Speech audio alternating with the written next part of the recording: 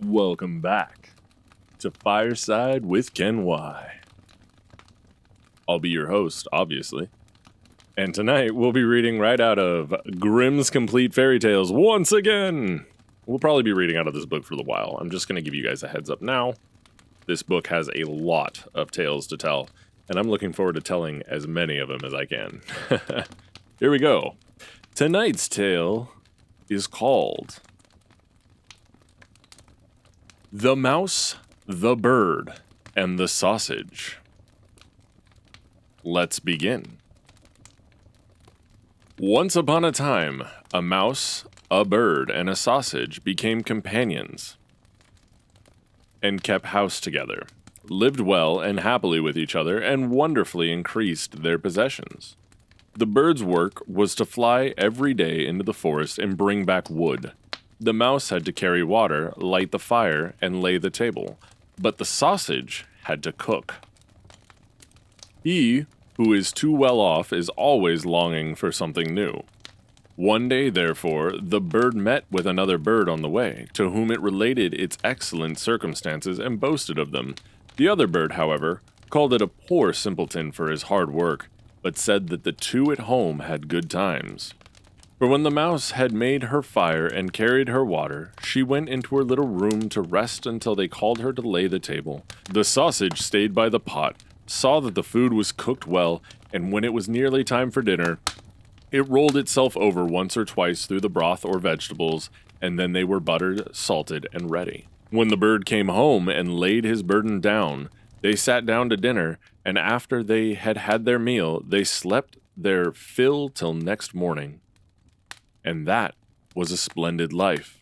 Next day, prompted by the other bird, would go no more into the wood, saying that he had been servant long enough, and had been made a fool of by them, and that they must change about for once and try to arrange it in another way. And though the mouse and the sausage also begged most earnestly, the bird would have his way, and said it must be tried. They drew lots about it, and the lot fell on the sausage, who was to carry wood, and the mouse became cook, and the bird was to fetch water. What happened? The little sausage went out towards the woods, the little bird lighted the fire, and the mouse stayed by the pot and waited alone until the little sausage came home and brought wood for the next day. But the little sausage stayed so long on the road that they both feared something was amiss, and the bird flew out a little way into the air to meet it. Not far off, however, it met a dog on the road who had fallen on the poor sausage as lawful booty, and seized and swallowed it. The bird charged the dog with an act of barefaced robbery, but it was in vain to speak, for the dog said he had found forged letters on the sausage, a capital offense. The bird sadly took up the wood, flew home, and related what he had seen and heard. They were much troubled, but agreed to do their best and remain together. The bird therefore laid the cloth, and the mouse prepared the food, and wanted to dress it, and to get into the pot as the sausage used to do, and roll and creep amongst the vegetables to mix them up.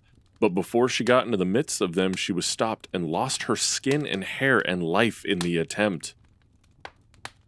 When the bird came to carry up the dinner, no cook was there. In its distress, the bird threw the wood here and there, called in search, but no cook was to be found. Owing to his carelessness, the wood caught fire, so that the conflagration ensued. The bird hastened to fetch water, and then the bucket dropped from his claws into the well, and he fell down with it, and could not recover himself, but had to drown there. Okay. Wow. That may have been the darkest tale of them all. Nobody made it out of that one alive. And, that's a shame. The bird, the mouse, and the sausage. Well, the mouse, the bird, and the sausage. Whoa. Okay. Thank you, Grimm, for another wonderful fairy tale.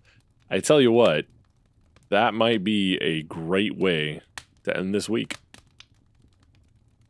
Thank you, once again, for joining me by the fireside for another of these grim stories right out of Grimm's Complete Fairy Tales. Thanks for watching, and if you're listening, thank you for listening. Be sure to hit that subscribe and follow button as well so you can be sure to catch the next episode as soon as it goes live. Once again, I thank you for joining me here by the fireside, and we'll catch you all next time. Cheers.